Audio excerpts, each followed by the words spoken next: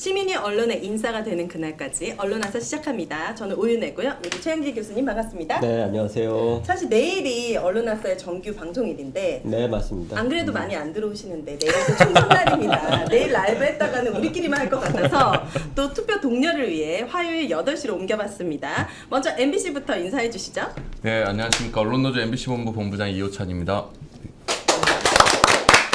네, KBS 본부 본부장 박상현입니다. 네, YTN 지부장 고한석입니다. TBS 지부장 송지연입니다. 네, 반갑습니다. 저희가 사전투표 다들 하셨는지 궁금합니다. 여기 계시는 분들 투표하신 분 계신가요? 네, 저 했습니다. 저도 사전투표 했거든요. 전 안 했습니다. 저도 안 했습니다. 왜 두 분은 아직 안 하셨죠? 시간이 없었어요. 바쁘셨고. 저는 약간 출구조사하고 선물 받으려고. 아하. 그건 생각 못했는데. 그 대파 드레스 입고 가셨어요? 네, 저는 대파 드레스 입고 그 드레스가 대파 드레스가 아니었거든요. 예쁜 드레스였는데 갑자기 대파가 유명해지는 그거 바람에 성환이 직원분이 이렇게 말리진 않으셨나요? 이렇게 드레스를 말려야 잡고 정상입니까? 밖에 이렇게 또 놔두고 와라. 너무 호기롭게 잘 하고 네. 왔습니다. 아하, 네. 네. 우리 MBC 본부장님은 네. 왜 아직 안 하셨어요? 저는 왠지 약간 이 본투표 때 조금 이렇게 본투표 때 투표를 올리고 싶은 약간 또 그 생각이 있어서 네. 그 재미가 또 약간 있더라고요. 네. 그 투표 관련해 가지고 다들 이제 언론인 분들이시니까 출구 조사가 굉장히 중요하다. 6시 땡 되면 발표하는 조사 있잖아요. 네네. 그거 어떤 과정을 통해서 조사가 이루어지고 이 각 방송사에서 이렇게 또 똑같은 통계를 가지고 또 다른 결과들이 나오거든요. 우선 그 과정이 궁금합니다. 출구 조사 어떻게 이루어지는 겁니까? 박상현 본부장님이 네. 잘 KBS 제 또 대표 공영 예전에 방송. 얘기를 들었는데 네. 국민의 방송 뭐 KBS. 지금 좀 바뀌었을 수는 있는데 이제 경합 지역을 중심으로 해서 일단 본투표 같은 경우에는 이제 보통 지금 출구조사는 뭐 지상파 3사가 이제 같이 하고 있는데 네. 업체에 맡기면 그 업체에서 그 투표소에서 한 10m인가 떨어져 가지고 네. 나오는 사람들 5번째인가 10번째마다 그렇게 인터뷰를 이제 해요? 조사를 하는 거 인터뷰를 하는 게 아니라 자기가 어디에 투표했는지를 써서 그 함에 넣도록 그 조사원들도 못 보죠. 그래서 그렇군요. 네, 못 보고 그래서 그 데이터들을 다 쫙 수집을 해가지고 네. 그렇게 해서 보통 투표 조사 마감하는 거는 투표가 6시에 마감이 되니까 네. 5시 정도까지 해서 그 데이터를 가지고 업체에서 이제 각 사에 네. 이제 주면은 그 데이터를 가지고 해석을 하는 거는 각 사에서 자체적인 노하우를 가지고 그래요? 해석을 하죠. 그래서 같이 조사를 했는데도 아마 보시면은 내일 뭐 개표 방송의 재미이기도 할 텐데 네. 각 사마다 좀 예측하는 게 좀 다를 겁니다. 지금까지 적중률이 가장 높았던 언론사는 어디입니까? 그걸 그렇게 쉽게 얘기하서 그래요? 되게 민감한 문제고 여기서 누가 정확하다라고 지난번 얘기하면 대선 때 JTBC에서는 그 윤석열 대통령이 아니라 이재명이 당선된다고 했었나? 이렇게 좀 다 달랐던 것 같거든요. 0.6% 차이로 윤석열 대통령이 당선된다라는 그 그때 출구조사가 아마 많이 있었는데 방송사마다 어쨌든 이제 SBS인가? 한 군데가 달랐던 것 그때 결과를 내어놔야 되는데 실제로 출구 조사를 하는 경우도 있고 아니면 일부 언론 같은 경우에는 출구 조사는 아니고 계속 여론 조사를 해오면서 여론 조사의 추이를 보고 예측을 한 거를 발표하는 경우도 있어요. 네. 그래서 이게 출구 조사하고 좀 다를 수도 있습니다. 그런 이게 것들은. 출구 조사도 다 표본에 맞게 그 남성, 여성, 뭐 나이대 해서 이제 나오는 사람을 다 그 표본에 맞게 이제 수집들을 하거든요. 네. 근데 이제 지금은 사전 투표가 되게 많아졌잖아요. 그러니까 맞아요. 사전 투표의 결과는 출구 조사에서 확인이 안 돼서 그렇네요. 그것을 사전 투표한 사람들을 대상으로 이후에 뭐 여론조사, 지금 여론조사 금지 기간에 여론조사한 내용들을 합쳐 갖고 네. 이제 각 방송사가 분석을 해서 이제 발표를 하는 거예요. 그러니까 요 출구조사의 이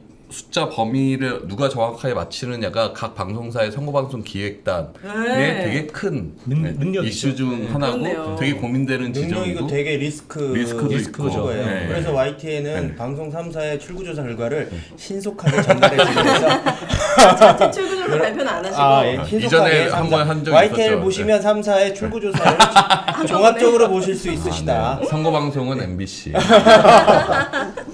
좋습니다. 출구조사 정말 기대가 되는데 네네. 지켜보도록 하고 이런 과정을 통해서 또 나오고 있군요.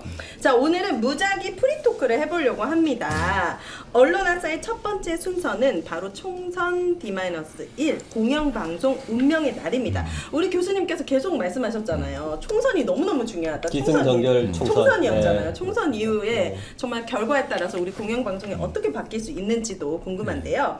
자, 바로 주제를 들어가 보도록 하겠습니다. 제 앞에 있는 곳 이제 키워드판이 준비가 되어 있고 돌아가면서 무작위로 키워드 하나를 선택을 하고 선택한 키워드에서 질문이 파생이 됩니다.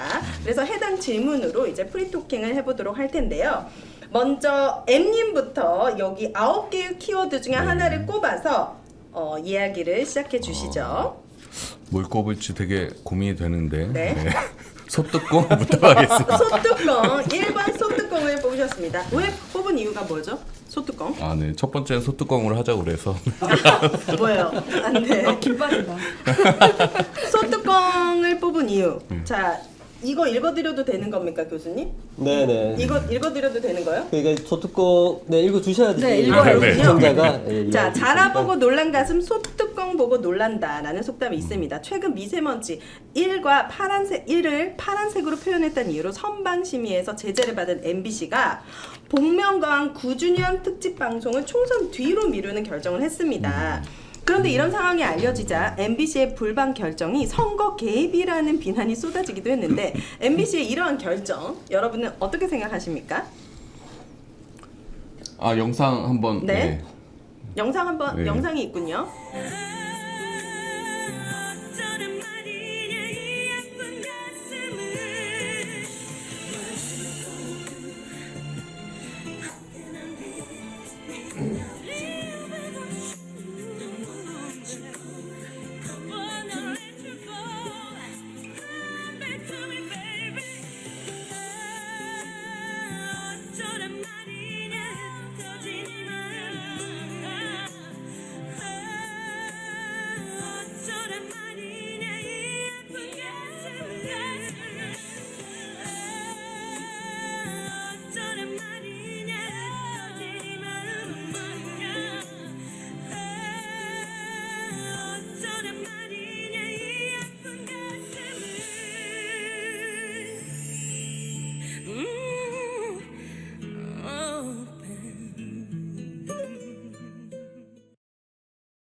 저는 그 마지막 저 노래 이제 삐지로 깐 이 어쩌란 말인가 이게 양아영 씨인가요? 아세요 혹시? 아니요. 네, 가슴앓이란 노래에 네. 나오는 가사인데요. 네. 저건 아마 리메이크 버전인 것 같은데. 네, 지영선 씨가 부른 것 같습니다. 아, 네, 오, 역시. 리메이크 버전. 네. 가수. 네. 그런데 이게 제작진이 자체적으로 9주년 네네. 결방을 결정한 거예요? 네네. 그러니까 저희도 이걸 늦게 알아서 토요일날 적는 사실 기사 나오고 알았어요. 무슨 기사야? 그러니까 중단됐다는 기사를 아, 네. 내부에서도 방송이 모르고 내부에서 있었다는- 전혀 몰랐었고 근데 네. 방송이 당연히 되겠거니 하고 생각하고 있다가 네. 중단됐다는 결정이 나왔고 알고 보니까 이제 금요일에 이제 급히 예능 제작진 사이에서 회의를 하고 네. 네, 제작진 차원에서 이게 나갔을 때 또 외부의 공격이나 이런 우려 뭐 이런 것들에 대한 문제 제기가 있으면서 네.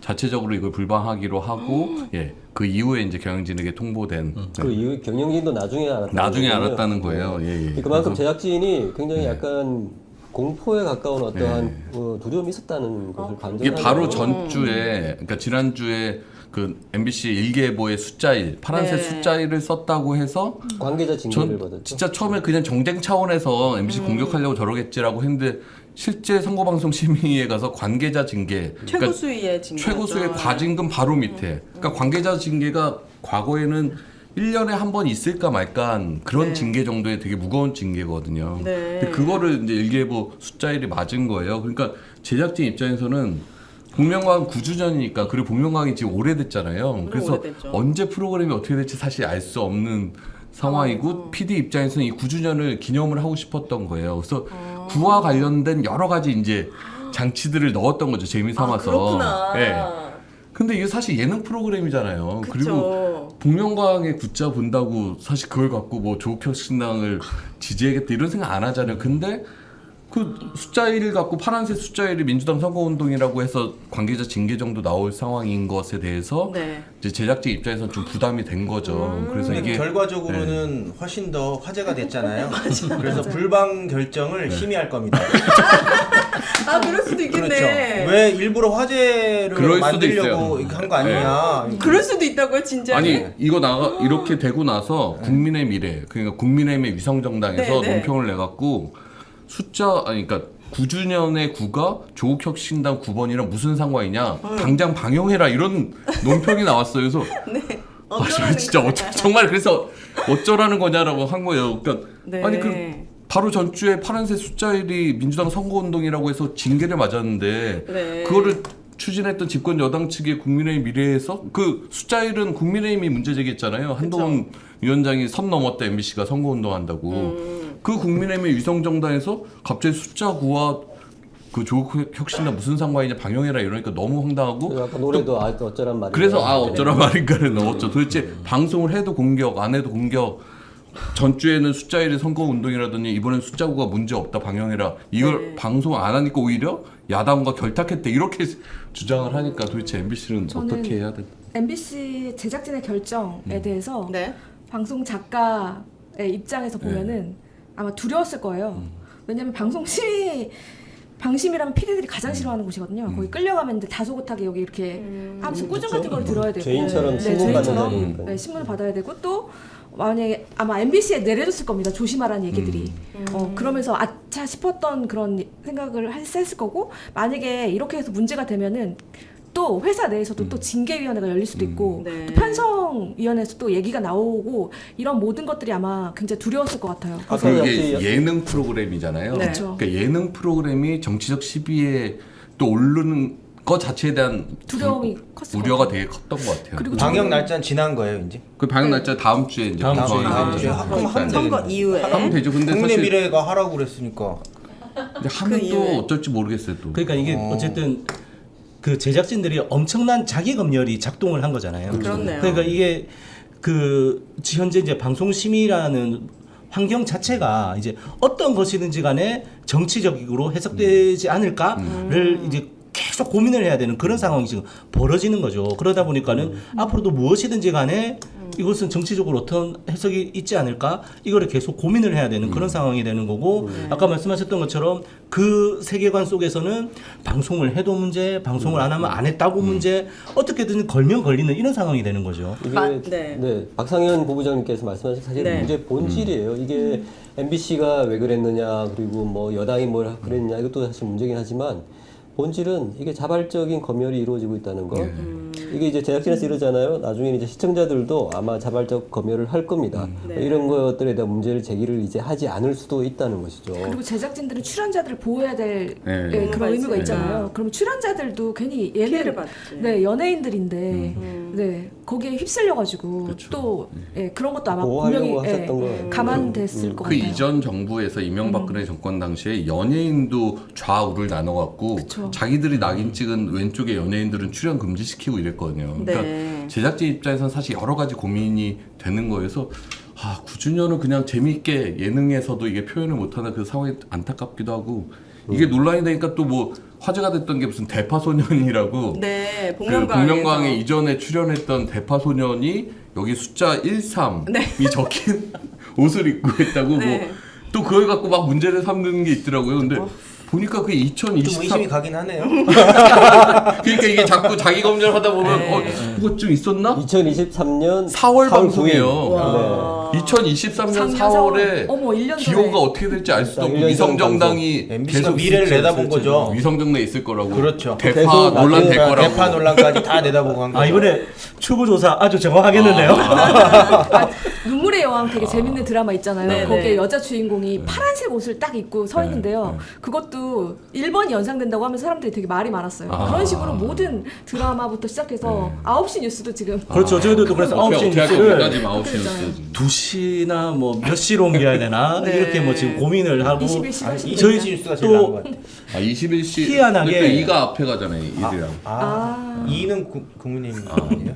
희한하게 저희 회사에 상징색이 저희 스테이션 컬러가 파란색이에요. 파란색. 그렇죠. 네, 그래서 실제로 제가 예전에 2010년도에 선거 방송을 할 때 저희는 회사의 스테이션 컬러가 파란색이니까 파란색을 바탕으로 해가지고 그 경력 방송이라고 하잖아요. 선거 후보자들 나온 경력 방송을 했는데 이게 이제 항의가 들어온 거예요. 왜 파란색을 깔았냐. 그래서 제가 그거를 테이블 받으러 제가 지역에 있으니까 서울 올라왔다 내려갔는데 그걸 다시 받으러 다시 제작을 받으러 올라왔어요. 그래서 그때 파란색에서 보라색으로 바뀌었어요. 근데 솔직히 컬러가 파란색이 쓰기가 되게 쉽거든요. 그 컬러가 무난한 색깔이기 때문에 그리고 한국 사람들이 파란색을 좋아하기도 하고 이건 선거와 관계없이. 그 이전에는 국민의힘 쪽이 파란색이었어요. 맞아요. 그래요? 민주당이 빨간색이었고. 어느 그러다가 시절에요? 아마 박근혜 한나라당 대표 때인가 그때 뭔가 그때만 개혁한다고 해도. 하면서 빨간색을 맞아. 차용을 한나라당 했죠. 그렇군요. 한 가지 확실한 건 9주년을 기념하면서 이제 참가자들이 다 구가 쓰여진 네. 가면을 쓰고 나온다면 이거는 100% 심의에 걸리지 않았을까라는 생각이 듭니다. 선거 이후에도 또 선거에 영향 미쳤다고 심의하는 거 아닌가 모르겠어요. 이 정권은. 그러진 않겠어요. 그거는 진짜 너무 억지 아닙니까? 내일 저는 날씨가 맑을까봐 걱정인 게 네. 그럼 내일 날씨가 하늘이 파랄 거 아니에요. 네. 그러면 이제 파란 하늘을 보고 사람들이 혹시나 맞다. 네, 하면 안 네. 되니까.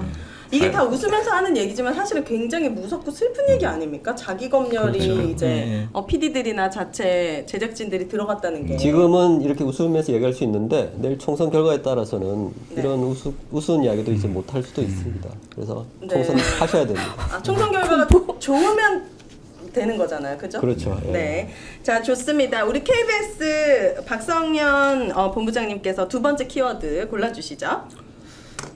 순서대로 하죠 뭐. 네. 빌런 아, 하겠습니다. 뭐가- 예, 빌런. 예. 네, 빌런. 자, 이번 총선은 정권 심판론이 우세합니다. 이런 현상을 가져온 장본인은 바로 윤석열 대통령임을 부인할 수가 없는데요. 그렇다면 윤석열 본인을 제외하고 이번 총선에서 정권 심판론에 불을 붙인 최고의 빌런은 누구라고 생각하시는지 그리고 그 이유가 무엇인지 말씀해 주시면 되겠습니다. 근데 대통령 본인을 제외하면 그 부인 아니에요? 아, 김건희. 김건희 여사라고 생각하는 이유가 뭐죠? 와, 이유가 있어야 그 합니다. 이유를 또 설명하려니 되게 당황스럽네요. 네. 와, 총선 정권 심판론에 불을 붙였죠 김건희 씨가.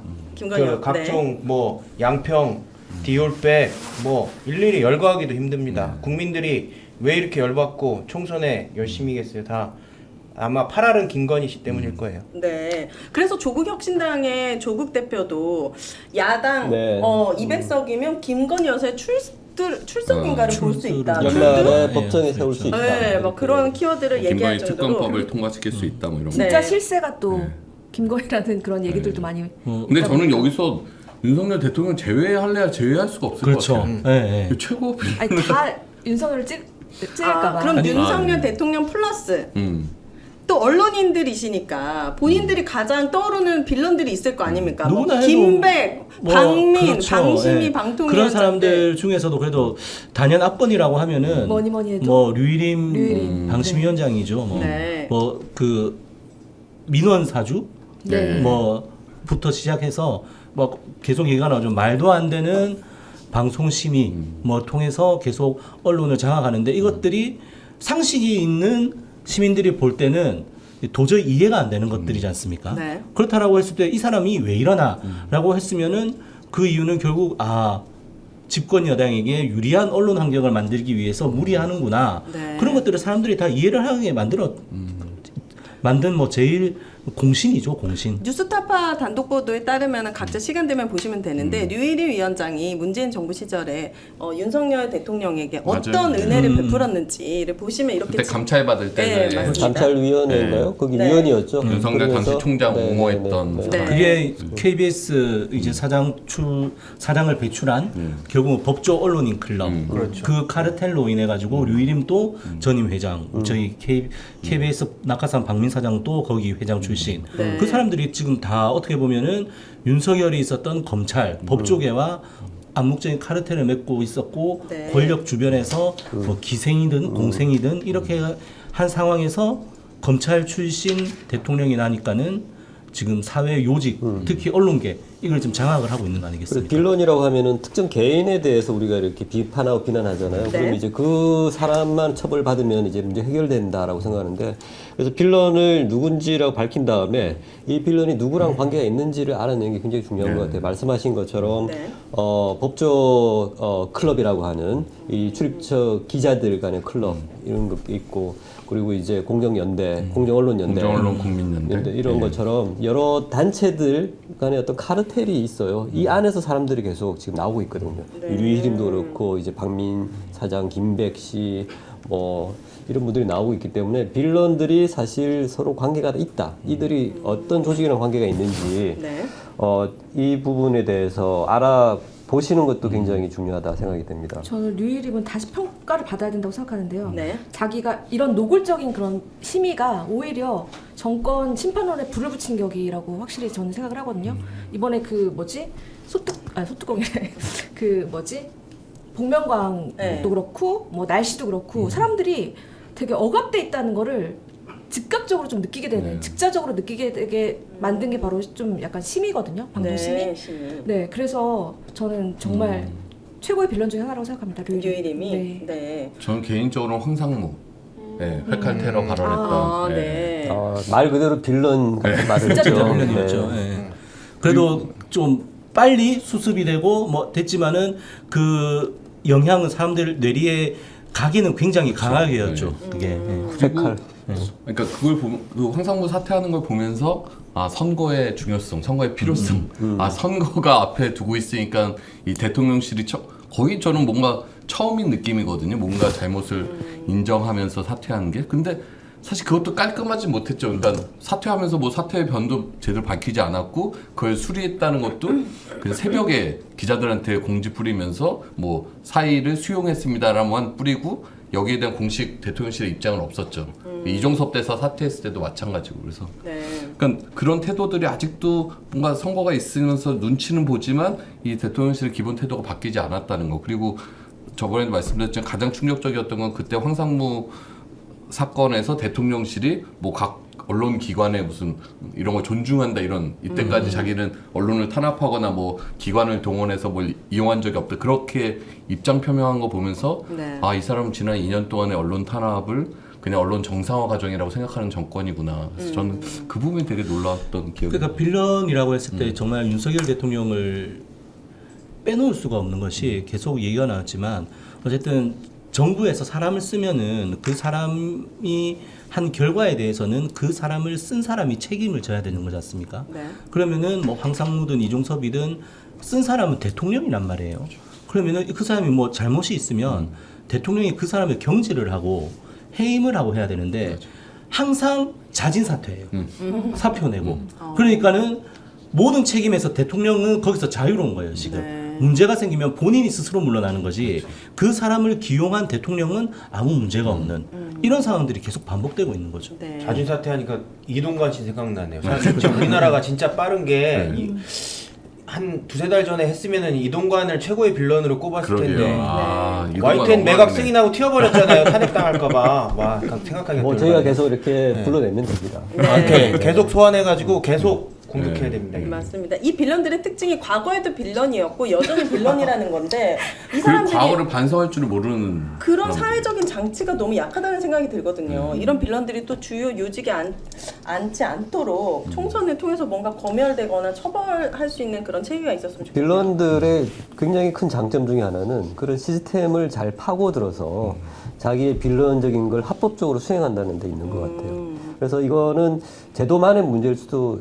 아닌 것 같고요. 그러니까 이러한 부분들이 잘못됐고 있으면 안 된다고 하는 어떠한 사회적 교훈, 합의가 있어야 된다고 생각합니다. 그래서 이제 총선 이후에 이 잘잘못을 따지는 어떤 그런 네. 프로세스가 필요하고요. 그래서 또 총선이 또 중요합니다. 네, 좋습니다. 자, 세 번째 키워드는 우리 TBS 송지연 작가님이 골라주시죠. 저는 갑자기 작가님 피꺼솥 하겠습니다. 피꺼솥. 네. 세 번째 키워드는 세 번째 피꺼솥. 예, 너무 역시 순서대로 갑니다. 가고 있네요. 자, 우리가 흔히 분노를 표현할 때 피가 거꾸로 솟는다라고 얘기합니다. 지난 2년간 나를 가장 피꺼솥하게 만든 사건은 무엇인지 그리고 왜 그렇게 분노했는지 이유도 말씀해 주시면 좋을 것 같습니다. 저는 개인적으로 네. 후쿠시마 오염수 투기. 저는 이게 저도 그 생각했었어요. 저는 진짜 네. 이 피가 아직도 또 거꾸로 솟는 것 같거든요. 이거랑 이제 용산 이전하는 거. 이 두 가지는 자다가도 벌떡 깹니다. 자, 각자 말씀해 주시죠. 저는 이태원 참사가 일어나고 나서 네. 정부가 했던 그 모든 일련의 과정들 그리고 네. 사과를 단 한 명도 하지 않았다는 거 그거에 대해서 굉장히 분노하고 말이 안 된다고 생각을 합니다. 이태원. 그렇죠. 그러니까 언론의 이슈 말고 일반적인 네. 이슈를 말씀하신 거죠. 네. 저는 말씀하셨던 용산 이전. 처음에 얘기할 때 뭐 대통령실이 뭐 한 그때 490몇 억인가 이전 그것도 사실 되게 크잖아요. 근데 뭐 부대 비용이랑 간접 비용이랑 그 이후에 추가로 들어가는 비용 치면 수천억이 들어가는 이전이었거든요. 근데 청와대에서 나올 때 뭐라고 했냐면 이제 국민의 곁으로 가겠다, 국민과 소통하겠다라고 옮긴 거잖아요. 그때 생각해 보시면. 네. 근데 저희가 용산 대통령실 앞에 기자회견 되게 많이 갔거든요. 용산 밖에 대통령실 보이지도 않아요. 맞아, 그 건물이 저 안쪽에 있어갖고 그래요? 밖에서 보이지도 않고 민원 창구도 제대로 안 돼 있어서 저희가 무슨 기자회견문이나 이런 거 전달할 창구도 없어요. 그 처음에 자기가 용산으로 옮긴 다음에 가장 치적이 도어 스태핑이었잖아요. 아침에 출근길에 기자들이랑 문답하는 거.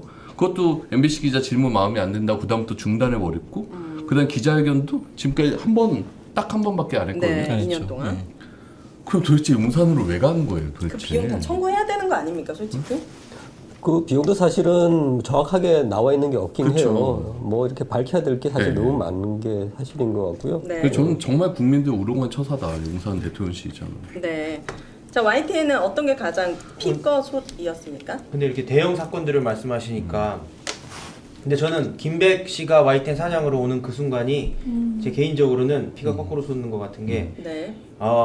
YTN에서는 뭔가 일이 나빠질 때 일을 잘 못하거나 회사 상황이 안 좋을 때 이렇게 얘기하곤 했어요. 너 그러다 김백 온다. 아, 진짜. 말이 씨가 됐네. 야 우리 이렇게 잘못하다 김백 사장 된다.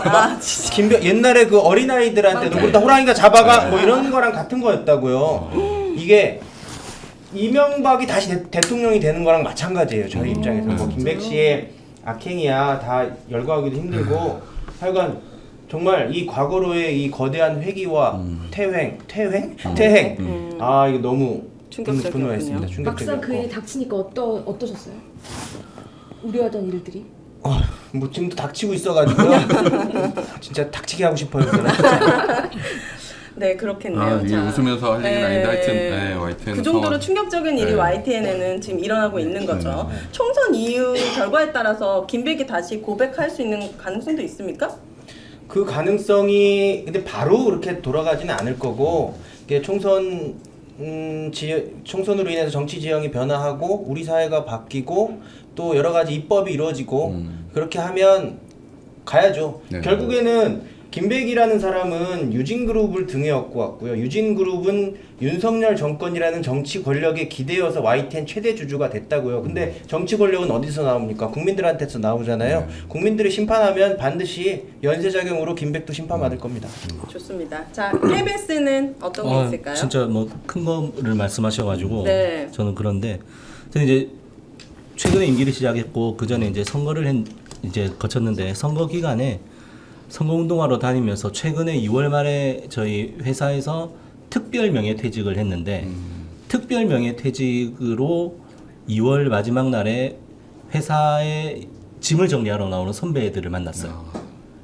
아, 박민 사장 이후로 이후에 특별 명예퇴직을 2월 말에 했는데 네. 그때 선거운동 다니다가 이제 그 선배들을 만났는데 그때가 저는 사실 좀 눈물이 났었고 실제로 네. 좀 했던 게 지금도 좀 그런데 그 선배들이 사실 뭐 다 그 방송 독립을 위해서 우리가 뭐 파업도 하고 했었는데 그 선배들이 다 열심히 싸우셨던 분들이란 말이에요. 네.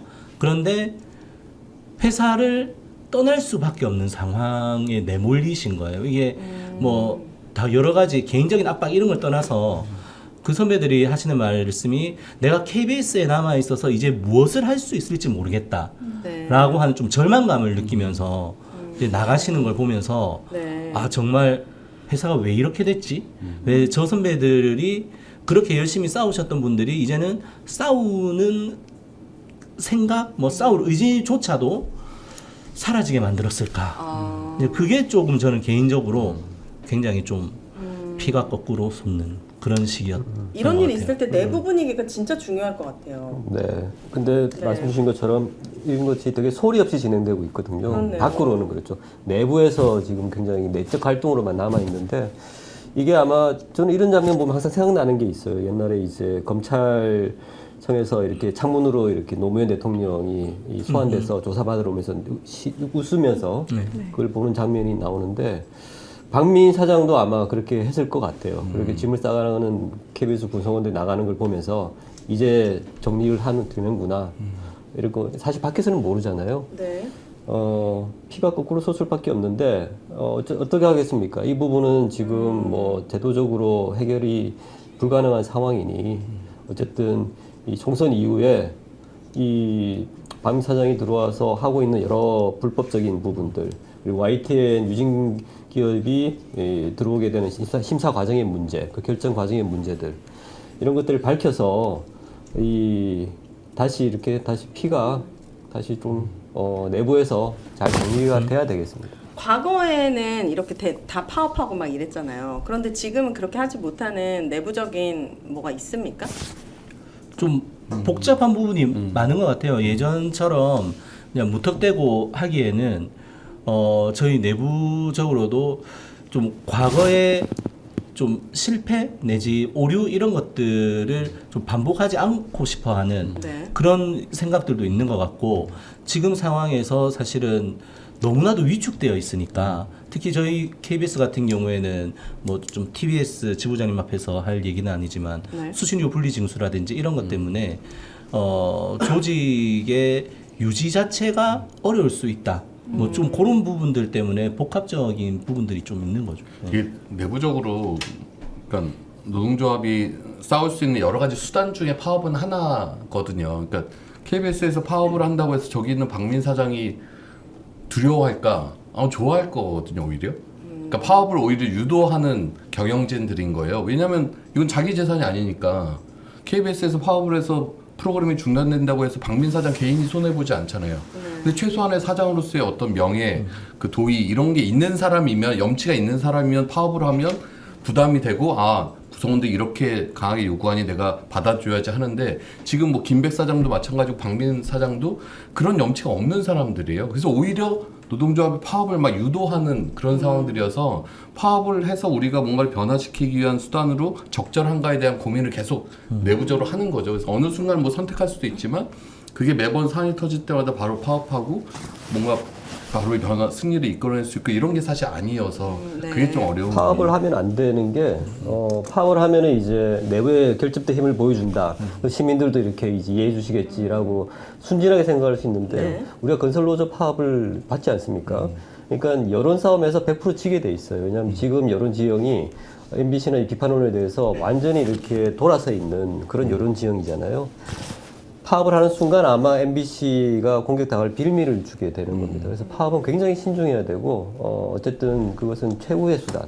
그룹에 손실을 줘서 해고 사유가 될 수도 있겠네요. 당연하죠. 아니, 그런 건 사실 뭐 감당할 수 있는 부분인데 네. 손해를 미쳐서 저 사장이 자기가 손해를 봐야 되는데 손해를 안 본다는 게 이게 공영방송에서 파업이 쉽지 않은 이유 중 하나예요. 그러니까 현대차면은 공장을 세우면 사장이 손해 보잖아요. 자기 그쵸. 투자한 게 있으니까. 네. 근데 이 사람들은 투자한 게 없거든요. 그러니까 오히려 시청자들만 피해를 볼 수 그럴 있는 수 있는 상황이 거에 대한 약간 되겠군요. 우려들이 있는 거죠. 자, 그렇다면 YTN은 4번을 꼽을 겁니까? 하면 안 될 것 같아서 네. 정 가운데에 있는 라이벌로 하겠습니다. 라이벌. 네, 라이벌 다섯 번째 키워드입니다. 라이벌은 서로 대립하거나 경쟁하는 관계를 이야기합니다.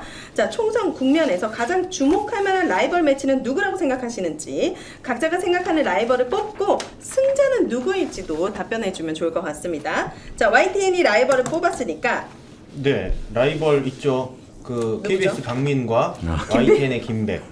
안타까운 라이벌인. 이 눈물겨운 사과 경쟁. 하지만 이 부분에 있어서는 YTN이 한 발 앞서갑니다. 왜요? 사과도 취임 다음 날인가 다다음 날인가 거의 더 빨랐지 않아요? 박민 사장이 취임하고 다음 날. 다음 시간은 아마 더 빨랐을 것 하지만 같아요. 횟수는 훨씬 더 많습니다. 김백 사장이. 횟수. 사전 녹화해서 계속 방송을 틀은 거죠. 틀고 네. 그 다음에 그것을 요약한 단신을 수차례 방송했어요. 아. 네. 그 측면에서는 김백이 한 수 위다. 그리고 또 비슷한 거 하는 거 있는데, 그렇죠. 더 라이브 폐지. 네. 하지만 김백은 취임하기 전에 이미 라디오 박지훈의 뉴스킹을 1호 조치로 하차시켰고. 네. 새로운 자리를 혹시 박민도 만들었습니까? YTN에서는 새로운 뭐 본부장 자리를 6, 7개 만들어서 이렇게 했다고 하는데 박민 저희는 인사 박민 사장은 일단 프로그램을 뭐 여러 개 뭐 YTN에 뭐 박지훈의 뉴스킹 하나 없앤 게 아니고 여러 개 없앴지 진짜 않습니까? 라이브로. 더 라이브, 조지도 라이브, 안타까워. 최강 시사 뭐 인기 있는 등등등 프로들 없애고 위주로 네. 그리고 뭐 진행자 교체하고 앵커 뭐 마지막 뭐 인사할 시간도 없이 묘한 주고 경쟁 심리인데 뭐 YTN 4월 약간 1일부로 쫄리네요. 취임한 후로 YTN은 여러 프로그램들이 있었어요. 매 시간마다 뭐 뉴스 맞아, 그거 다 없었더라고요. 그렇죠. 뉴스 라이더도 있고 밤에 하면 뉴스 나이트라고 나름 이름을 붙여서 PD들이 애정을 갖고 프로를 만든다고요. 그거 다 없애고 그냥 YTN 24로 해버렸어요. 다 매일 시간 24. YTN 제목이? 24. 네, 앵커 전면 교체. 와. 네. 또 한번 해보시죠. 또 하나 쳐야 우리 되나요? 교수님이 꼽아주셔야 김백과 박민의 승차는 누구일 것 같습니다. 아 이거는 정말 뭐 김백 씨가 지금 파이팅 하고 계신 것 같은데. 저 큰 거 있죠. 세월호 다큐 불방. 모든 불방되는 거 없습니까? 컨텐츠 만들어 놓은 게 있는데 봐야죠. 아직까지 뭐 저희는 이렇게 그렇게 예고하고 방송을 안 하고 네. 그 인접해서 틀기 때문에 예고를 하기 때문에 아직 모르겠어요. 그래서 궁금한 게 타사에서 와가지고 이렇게 하는 것과 자사의 선배가 이렇게 와서 하는 것 중에 뭐가 더 화가 날까요? 자사 선배가 더 화나지 않을까요? 그래서 네. 저희는 그러니까요. 김백은 자사 출신입니다. 네. 저희는 경영진을 만나면 계속 얘기를 하는데 어쨌든 사장은 외부에서 왔으니까 그래도 우리 본부장들은 선배들이니까 본부장들께서 잘하셔야 된다라고 누누이 얘기를 하는데 이러나 저러나 망가지는 것 같은 것 같아요. 자 MBC는 라이벌 생각하는 라이벌 있습니까? 저는 류희림 대 백선기. 백선기가 약간 누구죠? 낯설 수 있는데 지금 선거방송심의위원회 위원장. 류희림은 방송통신심의위원회 위원장. 네. 그러니까 상시적으로는 방송통신심의위가 심의를 하는데 네. 선거를 앞두고 몇 달 동안은 선거방송심의위원회를 조직을 만들어서 거기서 이제 선거방송 관련 심의를 하거든요. 숫자 1을 방송 제재한 게 이제 그게 선거방송 심의. 네. 바이든 날리면 제재한 건 방송통신심의. 네. 그런데 이 선거방송 심의는 선거방송과 관련된 공정성을 따지는 거예요. 네. 이 심의가 옳고 그름을 떠나서 일단 선거방송이어야 되는데 지금 선거방송 심의는 거의 그 빵꾸똥꾸 같은 다 내 거야. 막 이거. 모조리 다 선거랑 관련 있다고 해서 자기들이 갖고 가는 거예요. 그리고 지금 선거방송 심의의 구조는 여권이 8, 야권이 1. 1이요? 네. 방송통신 심의위 오 마이 갓. 네. 방송통신 심의는 여4, 야1. 그러니까 기울어져 있네요. 선거방송 심의가 훨씬 더 기울어져 있고 8대 1이에요? 네네. 심각한 이 한 그리고 명은 그 선거방송 심의에 더 심각한 사람들이 많은 거예요. 그러니까 뭐 공정언론 국민연대라고 하는 뭐 극우 성향의 언론 단체, 과거 MBC의 적폐 경영진, 네. 그다음에 뭐 TV조선 출신, 뭐 이런 그쪽 사람들이 모여서 정말 모조리 징계. 네. 선거 관련 아닌 것도 다 선거 때면 다 선거에 영향 미칠 수 있다. 민생 토론에도 대통령은 선거운동 아니라고 그렇게 해서 했는데 그거 관련해서 보도하면 그건 또 선거에 영향 미친다. 이러면서 다 끌어다가 징계를 하고 공원련 있어서. 극우라고 부르는 거 조심해야 돼요. 아, 그래요? 공원련에서 저 고소한다고. 아하, 그럼 뭐라고 그래야 돼요? 극우 사실상 극우. 사실상 이른바 극우. 네. 이른바 사실상. 그 사람들은 극우라는 게 좀 싫은가 보죠? 부정적인 거라는 건 알긴 아는 모양이에요. 그러면 그 선거방송심의위원회 내일이면 사라지는 겁니까? 선거 이후 한 달인가? 네, 한달 5월 정도 정도까지인가? 운영하다가 임기가 한 달 있어요. 동안은 그래서 하는군요. 네. 목요일도 또 회의가 잡혀 있어요. 그 선거 다음 날도. 네. 이거 되게 심각해요. 그래서 이 백성기 위원장이 또 이 류희림의 지도 교수거든요. 거의 지도 교수와 박사 논문 지도교수. 지도 교수와 제자 간에 엄청난 경쟁들을 하고 있죠. 대단하네요. 이분들. 지금까지는 제가 볼 땐 백성기가 더 윈인 것 같아요. MBC 저 입장에서. 그럼 궁금한 게 네. 과연 윤석열은 이 충성 경쟁에서 누가 더 예쁠까? 그건 아마 총선 결과를 보면 판단이 되겠죠. 좋습니다. KBS에서 생각하는 라이벌이 있나요?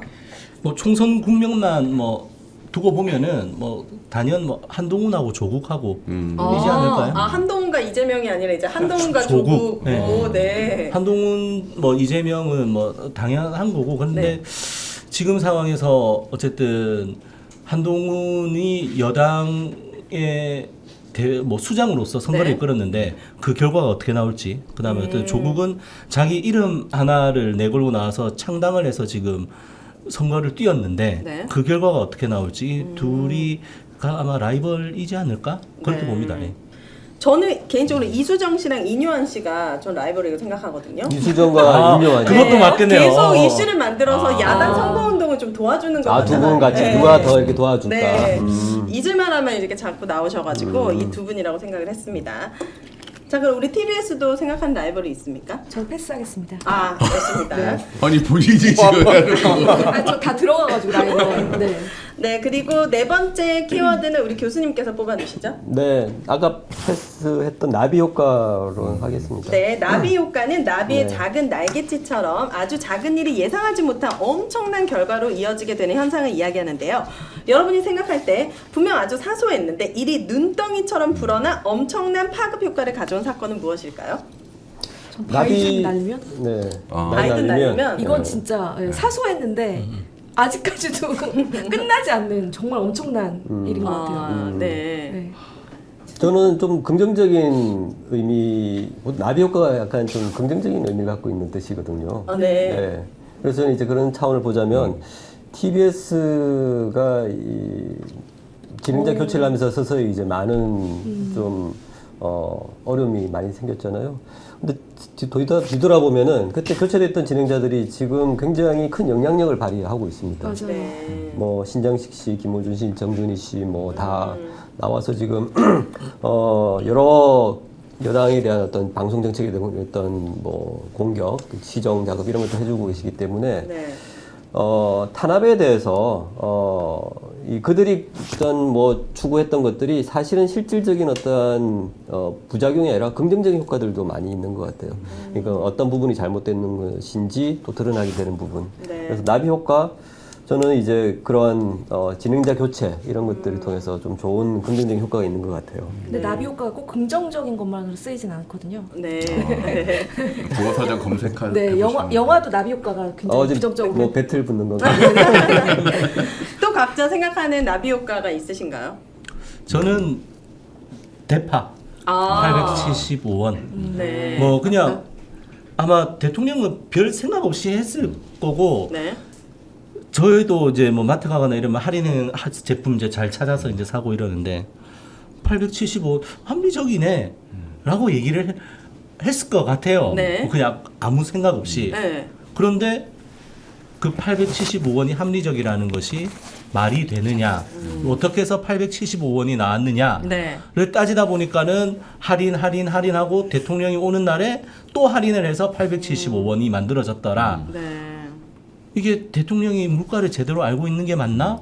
그부터 시작을 해서 그 주변에서의 어떤 뭐 그 좀 심기 경호라든지 이런 정보를 차단을 해서 네. 하고 있구나 이런 것들까지부터 해가지고 그러면서 대파가 여러 가지 이제 쟁점이 됐던 부분. 그래 네. 좀 그렇지 않을까? 대파. 정말 주말농장 많군요. 하는데 네. 네. 네, 지난주부터 가서 거름 뿌리고 이렇게 심고 막 이랬거든요. 그래서 약간 대파를 좀 심어볼까. 네. 재밌을 것도 같고 네, 대파를 네. 심어보고 사진에서 찍어서 이렇게 사람들이 재밌게 해서 올려볼까 하는데 또 이걸 갖고 또 뭐 이용하는 것 같이 MBC 느껴질까 봐 이호찬 본부장이 또 대파를 대파를 심어서 심어갖고 네, 그렇게 될 자기 자기 마음대로 할 수 자기 있는 게 검열. 없어요. 네. 그 대파 근데 심으면 좀 오래 걸려. 대파가 이렇게 자라서 먹을 때까지는 주말 농장에서 하긴 약간 애매한 것 같아서 안 했는데 그런 거 할 때도 뭔가 다 계속 농사 고민하게 검열까지. 만드는. 네. 농사 검열까지. 그러니까. 근데 저는 윤석열 정부가 들어오면서 모든 사안을 되게 작은 일인데 굉장히 자기 스스로가 굉장히 크게 맞아요. 만든 측면이 많아요. 거의 모든 사건이 거의 그런 거죠. 맞아요. 권력의 정당성이 약해서 그래요. 그래서 이제 많은 이슈들이 이제 그 정당성을 흔드는 것과 연결이 되니까 네. 더 민감하게.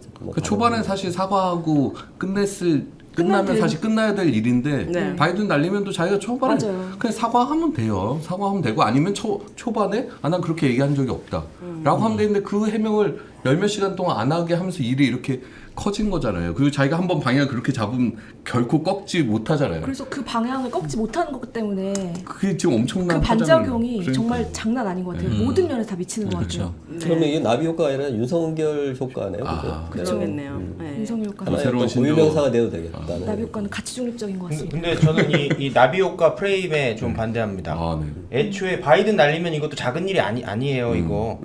대통령이 국회를 상대로 그런 그렇죠, 이 욕설을 새끼들. 하고 네.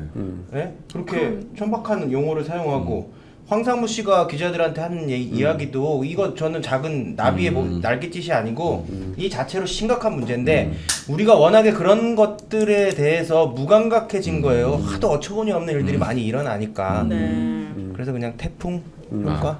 맞아요. 좀 현혹시키는 것 같아요. 네. 본질은 이건데 사소한 걸 딱 얘기하면 거기에 사람들이 눈이 가잖아요. 그러니까 약간 본질에서 자꾸 비껴가는 것 같아요. 그러니까 저는 아까 피커손 얘기할 때 그 생각이 들었는데 우리가 분노를 잃지 말아야겠다. 그러니까 이 사람이 적응하게 되잖아요. 어떤 상황이든 하도 열악한 일들이 계속 벌어지니까 그냥 그러려니 하고 넘어가는 것들이 너무 많은데 사실 사안 하나하나가 사실 평시 같았으면 엄청난 문제들이 일어날 일이 한꺼번에 벌어지니까 이제 무뎌지는 그거를 경계해야겠구나라는 생각을 되게 많이 하게 되더라고요. 제가 생각하는 가장 비극적인 날갯짓은 마약과의 전쟁이거든요. 네. 사실 마약과의 전쟁으로 인해서 이태원 네. 참사도 있었을 수 있고 또 우리가 너무 사랑하는 이성균 배우를 잃었을 수도 있고 이 비극을 잊지 않았으면 좋겠습니다. 독재 정권이 들어오면 달라지는 감각이 있다고 그러는데요. 이제 민주 정권에서는 사실 정의 감각이 사람들이 생기는 반면에 독재 정권 때는 생존의 감각이 자동적으로 발달하게 되는 것 같아요. 그래서 이 자기 검열, 또 스스로 약간 저열해지는 것들 이런 것들이 아마 보편화되는데 이게 독재 정권의 특성 중에 하나입니다. 그래서 지금 그런 것들이 좀 많이 보편화되고 있을까봐. 오인혜 씨가 지금 적었습니다. 이제 앞으로 계속 생존의 이거 오늘 너무 좋은 말이에요. 경로 의존성과 거의 비슷한. 생존의 감각이 살아나는군요. 이 독재에서는. 그것만이 이제 유일하게 살아남을 수 있는 감각이 될 수가 있죠. 그러니까 네. 저는 이 정부가 자기가 말한 그대로만 좀 했으면 좋겠는데 마약과의 전쟁도 당연히 마약과의 전쟁 할 수 있잖아요. 근데 마약과의 전쟁을 다른 거에 이용하려고 하는 게 늘 이제 문제가 되는 거잖아요. 그러니까 겉으로는 국민들한테 이걸 하겠다고 얘기하지만 속내는 다른 데 있는 그런 게 사실 좀 문제인 것 같고 네. 저는 요거에서 하고 싶었던 얘기는 이 패널 문제였는데 라디오 패널들 네. 제가 이제 국민의힘 출입하고 취재하고 이럴 때 국민의힘에서 이제 대표들이 각 방송사의 라디오 패널들이 공정하지 못하다. 그래서 보수 패널인데 자기 당 국민의힘을 제대로 입장을 반영하지 않는다. 뭐 이런 얘기였어요. 근데 보수 패널 자기 기본적으로 뭐 국민의힘 출신을 보통 이제 보수 패널이라 하고 뭐 민주당 출신 진보 패널 이렇게 쓰잖아요. 그럼 그 보수 패널들이 어떻게 늘 국민의힘 편을 들고 진보 패널이 어떻게 늘 민주당 편만 들어요. 내부적으로도 지적할 수 있잖아요. 근데 그런 걸 못 받아들이는 거예요. 그러니까 네. 보수 패널은 거의 이제 자기들 대변인이 가서 앉아서 방송해야 된다라고 생각하는 것들이었거든요. 근데 그런 거에 대해서 처음에는 사실 그냥 의뢰 약간 생떼 부리는구나라고 생각했는데 거기서부터 시작해서 이 방송 심의까지 이어져 갖고 이제는 패널들도 나와서 말을 제대로 할 수가 없어요. 라디오에 나와서. 패널들의 발언까지 다 규제하고 이제 있어요. 김건희 여사 특검법이라고 해야 하니까요. 네. 그래서 이거를 그러니까 라디오 인터뷰도 다 여야 기계적으로 5대5 이렇지 않으면 뭐 물론 MBC만 그렇게 YTN 특정 방송사만 당하긴 하지만 계속 문제 삼으니까 네. 프로그램의 어떤 제작 자율성까지 완전히 침해되는 네. 상황이거든요. 그러니까 처음에는 저 패널이 보수를 참칭하냐 아니냐 뭐 이런 얘기 하다가 이제는 모든 방송사의 라디오 패널들의 발언 하나하나까지 다 규제받고 있는 형국으로 바뀐 것. 이게 되게 무서워진 것 같더라고요. 네. 자 그렇다면 다음 신조어는 차례대로 넘어가 보도록 하겠습니다. 네. 다음 키워드는 신조어입니다. 죄송합니다. 너무 순서대로 하는 것 같은데. 네. 네. 자 윤석열 정부 들어서 정말 많은 신조어가 탄생을 했는데 신조어는 어떤 현상을 말해주기도 하지만 또한 신조어가 현상을 이끌어가기도 합니다. 그렇다면 여러 신조어 중에 총선에 가장 영향을 준 신조어는 무엇이라고 생각하는지. 이건 명백한 것 같습니다. 네. 입틀막입니다. 입틀막. 네. 이전에는 못 들어본 단어인 것 음. 같아요. 네, 입을 네. 틀어 막는다는 거는 그러니까 표현의 자유가 억압되는 게 보통은 물리적인 걸로 억압하진 않았잖아요. 근데 네. 입틀막이라는 거는 공포를 전시한 효과를 우리한테 확실히 줬어요. 그러니까 표현의 자유를 억압하는 게 물리적인 걸로 간 사건이고, 그러니까 그거에 대한 충격이 정말 시민들도 그렇고, 네, 되게 충격적인 것 같아요. 그게 그 경호처에서 이번에 행사하잖아요. 세금 1억 4천을 들어서 네. 행사하는데 그 네. 경호처에서 돌봄의 경호를 하고 있다 자기네들은. PR 이벤트를 하는 입을 틀어막고 돌봄을 네, 하는 거예요. 돌봄의 경우. 확실한 경우. 네. 심기 경우네요. 확실한 심기 경우. 저는 이제 그 장면들을 보면서 약간 더 두렵고 좀 화가 좀 났다는 말이 더 솔직할 것 같은데요. 주위에 계신 분들이 가만히 계시는 부분들이 동일하게 나타났던 것 같아요. 말리지 않고. 네, 그 진보당 의원을 끌고 나갈 때도 주위 분들 가만히 계셨고요. 그리고 카이스트에서도 다른 학생들도 가만히 있었습니다. 그러니까 빌런들이 입틀막 하는 거는 악당들이 하는 행위, 전형적 행위지만 시민들은 그러지는 않았으면 좋겠다는 생각이 좀 많이 들었던 것 같아요. 물론 이제 그것을 이제 강요하는 것도 잘못이긴 한데 아쉬웠던 건 사실. 지금 생존의 감각밖에 없는 거잖아. 내가 그렇게 하면은 살 수가 없으니까 말을 못 한 거죠. 그런 감각이 있어요? 아니, 근데 아마 그때 당시에 뭐 그 진보당 의원도 그렇고 카이스트에서도 그렇고 시민들이 이거 뭐지 경험하지 못했던 놀라서. 상황이었기 맞아요. 때문에 움직이지 못하는 네, 아마 거예요. 그냥 상황 파악이 안 됐을 것 같아요. 그러니까 낯설어서. 아무리 그렇다고 하더라도 대통령한테 얘기를 했을 뿐이잖아요. 그렇죠, 말을. 예. 그렇죠. 네, 말을 했을 뿐인데 그것을 가지고 입을 틀어막고 사지를 들어서 질질질 끌고 나간다는 것. 네. 카이스트에서는 우리가 또 대통령실에 1급 기밀을 하나 알았지 않습니까? 뭐요? 대통령이 오면은 다 같이 옷 입고 졸업생을 분장을 해서 경호처 사람들이 앉아 있다는 거. 첨단 과학 경호라고 하거든요. 그래서 여기서 가족은. 그때 했을 때 이 학사복 뭐 박사복 입은 사람들이 그 학생을 끌고 나갔었지 않습니까? 네. 그러니까 사람들이 좀 그랬었던 것 같아요 그때는. 근데 이게 사람들이 좀 희화라고 할 수도 있겠지만, 그러니까 입틀막 다음에 뭐 칼틀막, 파틀막, 구틀막 이 얘기가 나오는 것이 네. 이제는 사람들이 야 이게 오오오 하는 상황이 아니라 네. 막아야 되는 상황이구나, 이런 일이 일어나면은 네. 이제 그런 부분이 이제 확실히 아실 것 같아요 이제. 네. 자, 우리 그러니까 네. 심은정님께서는 지민비조, 이 신조어 중에 지민비조를 꼽아주셨는데 네, 그것도 이거 새로운 용어네요, 그죠? 무슨 저는 이거 모르거든요. 뭘 지민비조는 몰라요 지금. 지민비조는 민주당, 뭐라고요? 비례대표는 그래요? 조국신당이라고. 저는 몰랐어요. 이거 약간 의도적인. 아니 저는 진짜 몰랐어요. 갑자기 모르는 척을. 아 진짜로. 복면 가왕 그 불방과 비슷한 달라요. 아 그거군요. 외워야 될 요즘 신조어가 너무 많은 것 같아요. 또 말씀하시고 싶은 신조어가 있으셨나요? 아니 우리 씨? 저는 아까 그 입틀막 그것도 처음에 강성희 의원 그렇게 끌어갔을 때 상식적인 사람이라면 이거 좀 과잉하다라는 인식을 가질 수 있잖아요. 그럼 다음에 경호할 때는 조금 다르게 할 수도 있잖아요. 근데 자기들이 한 번 뱉은 말을 수정을 못하는 거예요. 그러니까 국민 무서운 줄 모르고 네. 자기들이 이건 제대로 된 경호야라고 얘기를 한 번 하니까 그 다음에 계속 입을 틀어 막아야 되는 거예요. 그런 일이 계속 벌어지잖아요. 그쵸. 거의 카이스트에서 벌어지고 또 아마 그 수학 지금 의사협회장 된 분 네. 그분도 끌려 나가고. 네. 그러니까 너무 이렇게 국민들의 정서와 이 대통령실, 경호처 이런 데들 좀 괴리돼 있는 거 아닌가. 그리고 좀 자기들이 좀 과하다고 생각하는 건 좀 빨리 인정하고 내려놨으면 좋겠는데. 왜 안 내려놓겠습니까? 그러니까 이게 심판을 안 받아서 이런 거예요. 그러니까 선거 앞두고는 조금 내려놓는 척 하잖아요. 그러니까 그 전에는 심판 무서운 줄 몰랐다가 이제 심판의 시기가 막 다가온다고 생각하니까 지금 막 이제 내려놓기 시작하는데 그런 것들을 먼저 좀 했어야죠, 정권. 입틀막이라는 신조어는 정말 이 총선 국면에서 되게 저희 시민들한테는 이걸 막아야겠다는 생각을 되게 들게 했던 것 같아요. 입을 틀어 막는다는 것 자체가 네. 그것도 많은 사람이 지켜보는 가운데 카메라가 있는 데서 그렇게 네. 한다고 하면 그쵸. 카메라가 없는 데서는 도대체 어떻게 할 것인가 이런 생각을 좀 하게 되는 그 거죠. 이미지 하나로 2024년도 대한민국의 모습을 그냥 딱 보여줬던 것 같습니다. 다음 네, 키워드로 넘어가 보도록 하겠습니다. 자, 바로 위법입니다. 언론 장악은 그 자체로 위헌적입니다. 또한 장악하는 과정에서 법의 테두리를 벗어나는 경우가 많았는데요. 여러분이 생각하기에 공영방송 탄압 과정에서 가장 위법하다고 느낀 사건이 무엇인지, 그리고 총선 이후에 위법하게 내려진 모든 결정이 되돌려질 가능성은 얼마나 될 것 같은지 의견 주시면 좋을 것 같아요. 가장 위법했던 거. 저는 가장 위법하고 또 근본적으로 위법했던 게 2인 체제 방통위였던 것 같아요. 네. 이게 최 교수님이 세미나 같은 데서 자주 하시는 말씀인데 법과 제도의 사유화의 전형적인 겁니다. 네. 근데 그 정치 권력이 가장 사유화하고 싶은 게 어떻게 보면 방송이나 언론이거든요.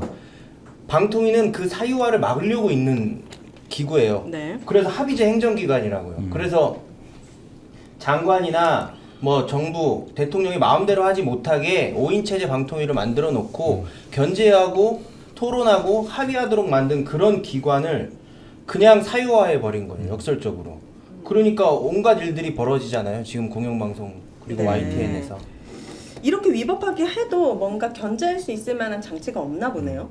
견제할 장치들이 내부에 있죠. 근데 이제 그 자체를 2인 체제로 만들어서 그 자체를 소멸시켜버린 거예요. 그러니까 이런 거죠. 여 몇 명, 야 몇 명 이렇게 정치적인 균형을 맞춰놨는데 제도적으로 네. 이 정권은 희한하게 그것들을 없애버리는 거예요. 2인 체제로 만들어서 견제 장치를 없애버리는 것이죠. 네. 예. 또 있습니까?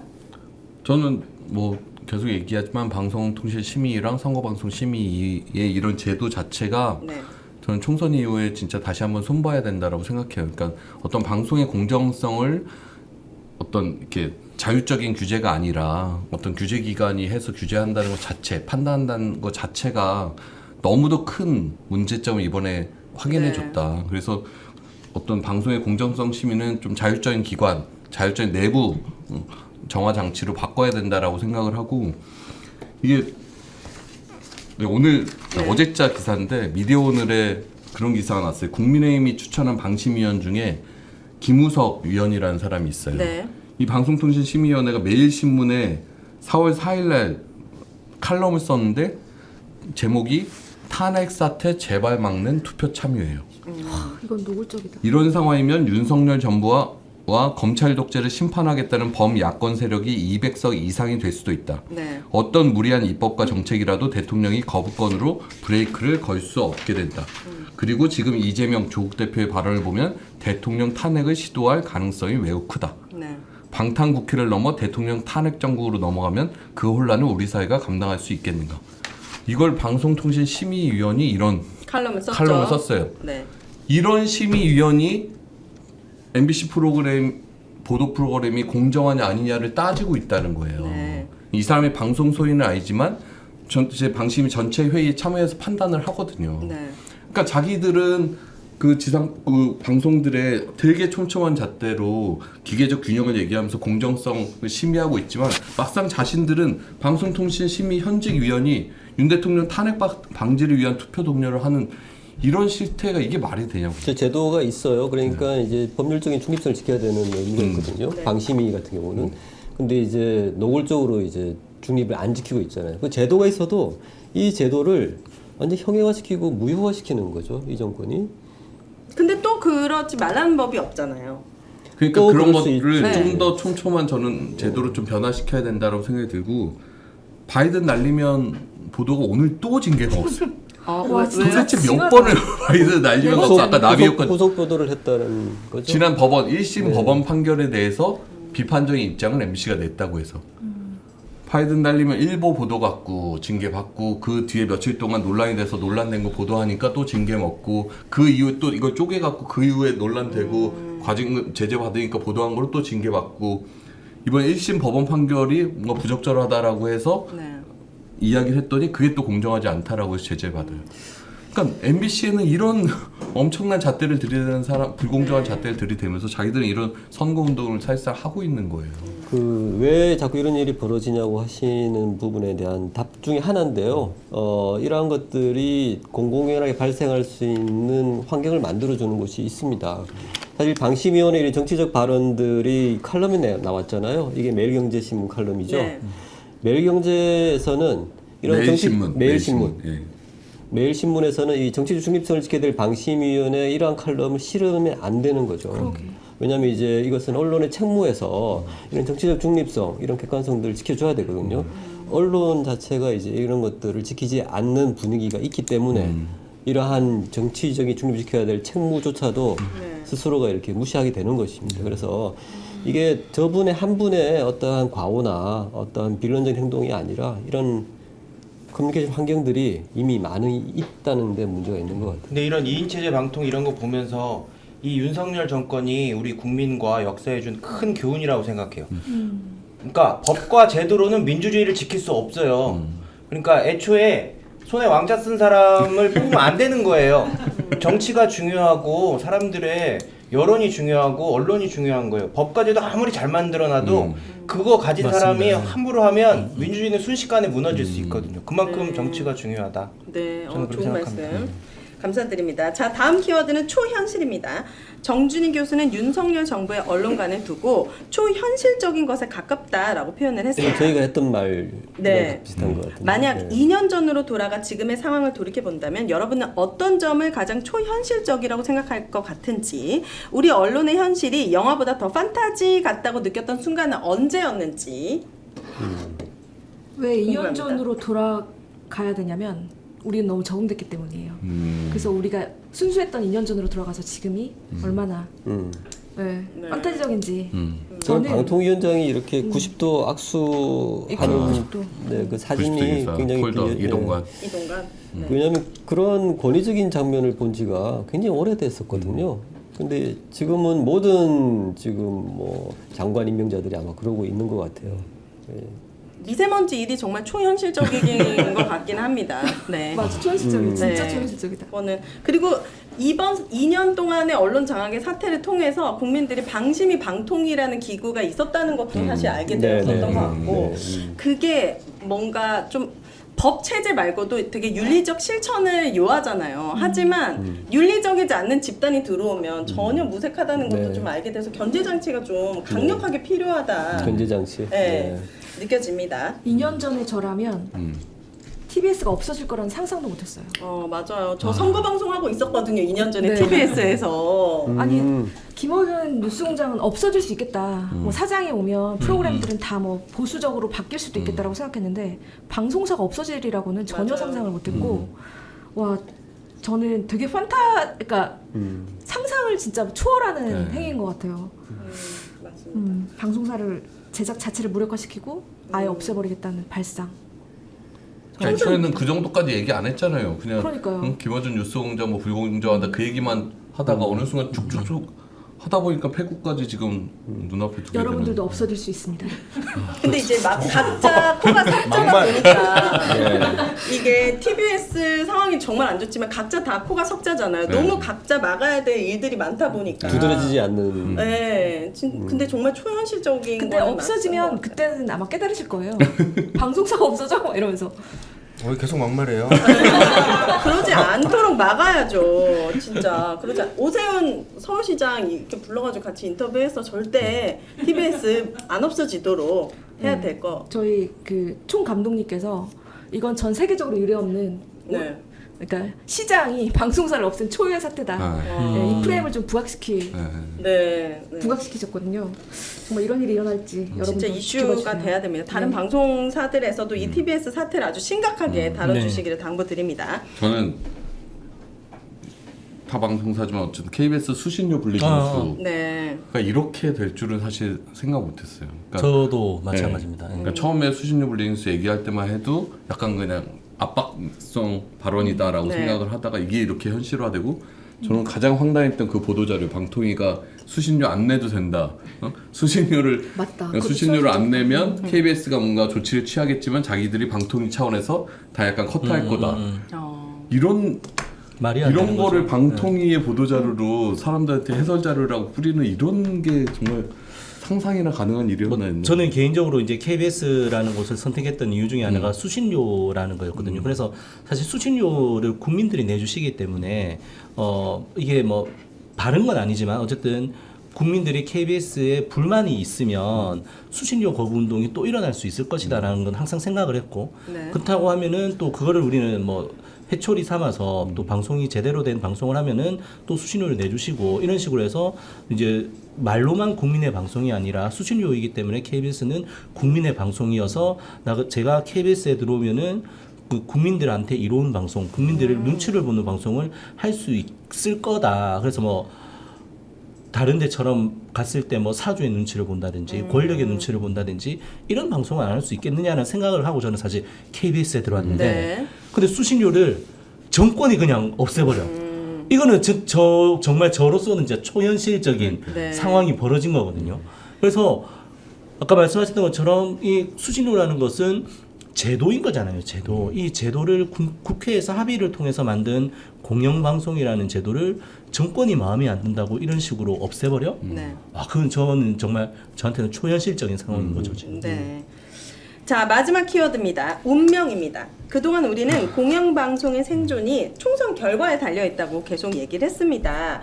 총선 결과가 야당의 압승으로 끝난다면 공영방송은 지금과 어떻게 달라질지, 석 달 후의 미래로 간다면 여러분의 방송국은 어떻게 변해 있을지 한번 상상해 보시길 바라겠습니다.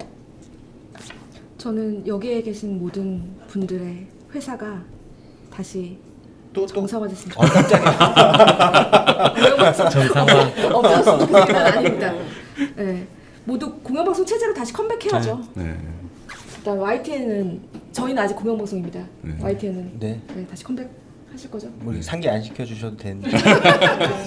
네. 그리고 공영방송 장악에 대한 국정조사가 이루어질 거라고 생각합니다. 국정조사. 아마 3개월이라는 시간 동안 뭐 많은 것이 드라마틱하게 바뀌지는 않을 것 같아요.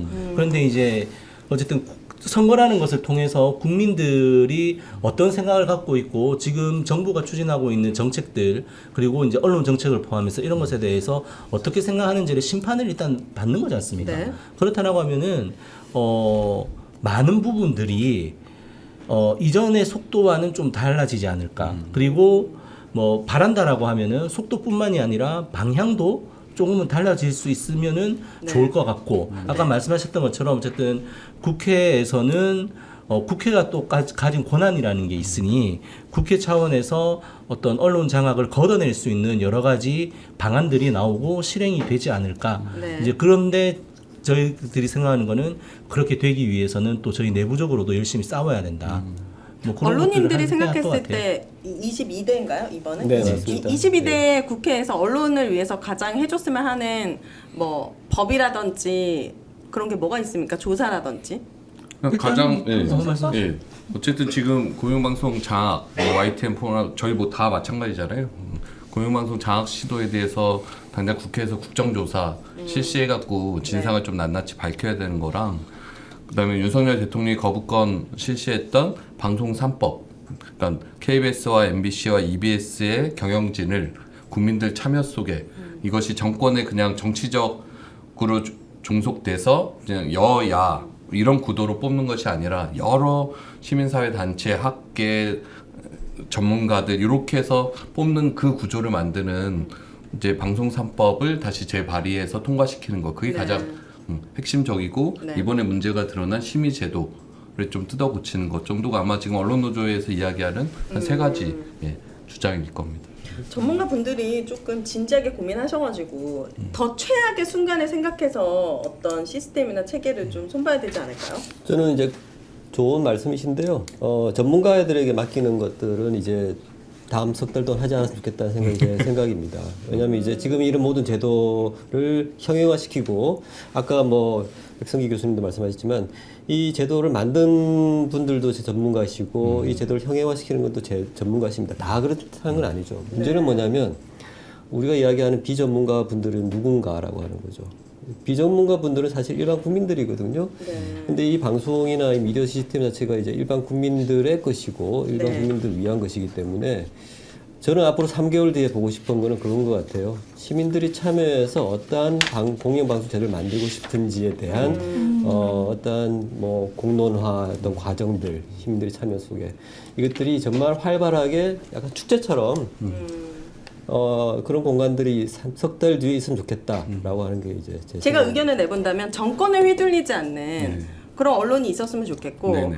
그리고 자본을 가진 진보적 성향의 돈 많은 언론사도 있었으면 좋겠다. 약간 이제 네. 뭐 TV조선이나 채널A나 보수적 그런 채널은 굉장히 방향성에서, 네. 네, 그런 다양한 채널들이 생겼으면 좋겠다. 맞습니다. 저 기자회견 좀 그만했으면 좋겠어요. 3개월 뒤면 기자회견 안 하고 아 그런데- 윤석열 대통령이 기자회견 안 했으면 좋겠어요. 아니 저희가 저희가 맨날 집회나 언론인들이 네.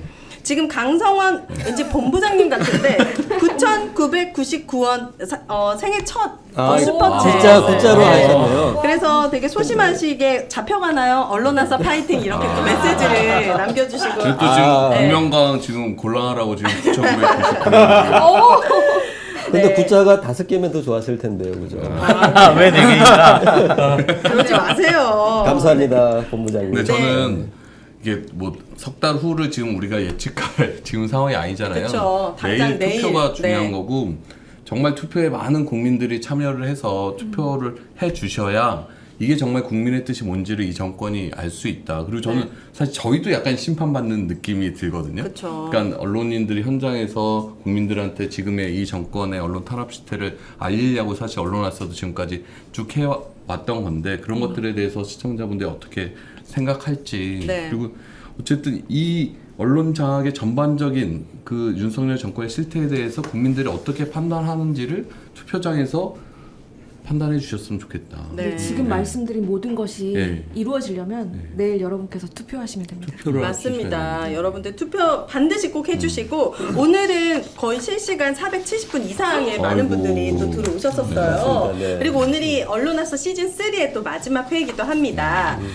이 언론화사가 언제까지 진행될지는 언론이 바로 설 때까지는 해야 되는데 어떻게 될지는 저희가 계속 또 지켜보고 여러분들이 또 많은 의견 댓글로 남겨주시면 저희가 다 꼼꼼히 보고 있으니까 참고하도록 하겠습니다.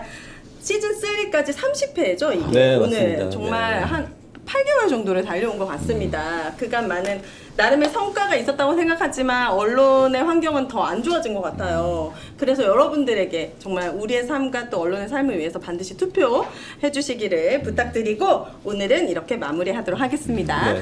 함께 해주신 네 분 그리고 우리 길님 마지막 한 줄 평 아까 한 걸로 하죠? 아니, 마지막입니다. 이거 해야 되는데 네, 뭐요? 만약 언론화사에 오윤혜님이 없었다. 그러니까 그건 중요한 제가, 질문이에요. 제가 해야 되는 네. 질문인데 오늘. 제 거에는 없는데 제 거 대본에는 네. 네. 대본에는 없다고요? 제 대본에는 없는데 네, 이게 지금 대본인데. 아 그래요? 여기가 아니라. 아 네, 그래요? 언론화사에 오윤혜 씨가 없었다면 네, 이거 여기 이제 있네. 다들 답변해 주시기 바랍니다. 네. 아 각자 의견을 들은 거예요? 없었으면 그럼 다른 사람이 하는 건지 뭘 어때요? 거기 길님이 아이고, 말씀해 왜- 주시는 걸로 적혀 네, 있는데. 길님이 하시는 엄청 거네. 준비하셨는데 네. 아, 네. 제가 하는 건 오늘 질문만 하는 건 줄 알고 있었는데 답변하겠습니다. 네. 언론 아싸가 오윤혜 씨가 없었다면 사실은 상상이 잘 안 되죠. 왜냐하면 너무 이 거의 브랜드를 만드신 분. 무슨 소리? 네.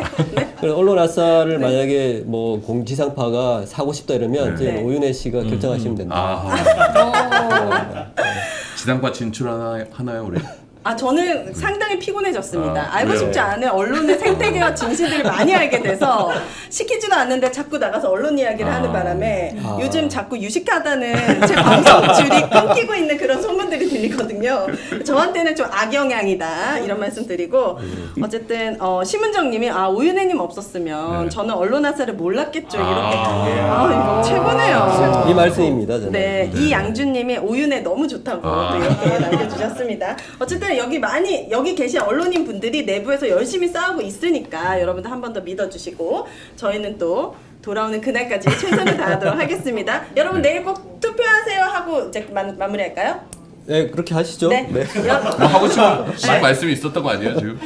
네, 한 줄평 뭔가 준비해 한 오신 것 줄평, 같은데 지금. 네. 네. 네. 아니요, 이제 저 총선 때문에 이제 네. 네. 되게 아니 꼭 시키니까 또 하니까 네. 잘 안 되는데 네. 당연한 말인데요. 헌신은 항상 성취를 앞서 있다라는 말이 있습니다. 그러니까 저희가 이 광장에서 계속 오프라인이든 온라인이든 광장에서 계속 있었는데 네. 내일 하루만은 광장을 좀 떠나셔서 투표소에서 마지막 헌신을 해야 될 것 같습니다. 그래야지만 저희가 이제 하려고 하는 언론 장악 다시 회복하고 공영성 회복하는 어떤 그런 성취가 있을 것 같아요. 네. 네. 헌신은 항상 성취를 앞서 있다. 그렇습니다. 네. 너무 당연한 말인데 네. 이렇게 또 쓰면 또 멋있어 너무 보여서 처음 듣는 말이긴 합니다. 네. 자, 우리 광채님께서 슈퍼챗 주시면서 TBS 살아났으면 좋겠다고 언론사사 고생 많았다고 이렇게 또 남겨주셨습니다. 자, 여러분 너무너무 감사드리고 내일 꼭 투표하시길 투표하세요. 바라겠습니다. 자, 투표하세요, 여러분. 투표하세요. 인사가 되는 그날까지 언론사사 시작합니다. 오늘의 주제는 바로 2024 신년 특집 위기의 공영방송 팩폭 솔루션입니다. 윤석열 하수인 류희림의 막장 방심이 대해부입니다. 생윤 뉴스로 변질된 KBS9 집중 분석입니다. 비판 언론 탄압하는 방심이 표적 독재 심의입니다. 유령 회사의 YTN 넘겨준 방통위입니다. KBS 파우치 대답 부끄럽지 아니한가.